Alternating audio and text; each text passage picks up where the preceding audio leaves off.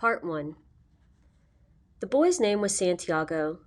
Dusk was falling as the boy arrived with his herd at an abandoned church. The roof had fallen in long ago, and an enormous sycamore had grown on the spot where the sacristy had once stood.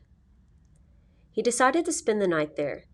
He saw to it that all the sheep entered through the ruined gate and then laid some planks across it to prevent the flock from wandering away during the night.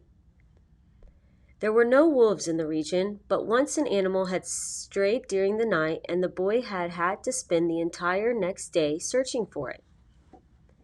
He swept the floor with his jacket and lay down, using the book he had just finished reading as a pillow. He told himself that he would have to start reading thicker books.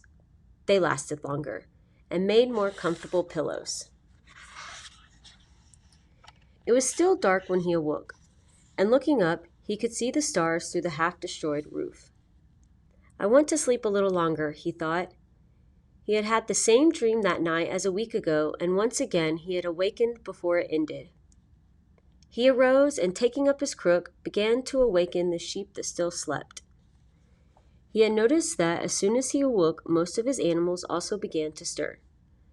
It was as if some mysterious energy bound his life to that of the sheep, with whom he had spent the past 2 years, leading them through the countryside in search of food and water. "They are so used to me that they know my schedule," he muttered. Thinking about that for a moment, he realized that it could be the other way around, that it was he who had become accustomed to their schedule. But there were certain of them who took a bit longer to awaken. The boy prodded them, one by one, with his crook, calling each by name. He had always believed the sheep were able to understand what he said. So there were times when he had read them parts of his books, and that had made an impression on him, or when he would tell them of the loneliness or the happiness of a shepherd in the fields.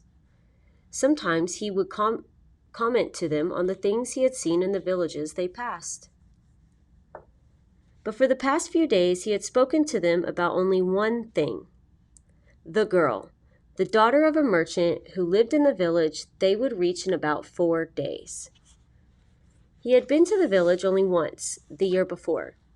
The merchant was the proprietor of a dry goods shop, and he always demanded that the sheep be sheared in his presence, so that he would not be cheated. A friend had told the boy about the shop, and he had taken his sheep there.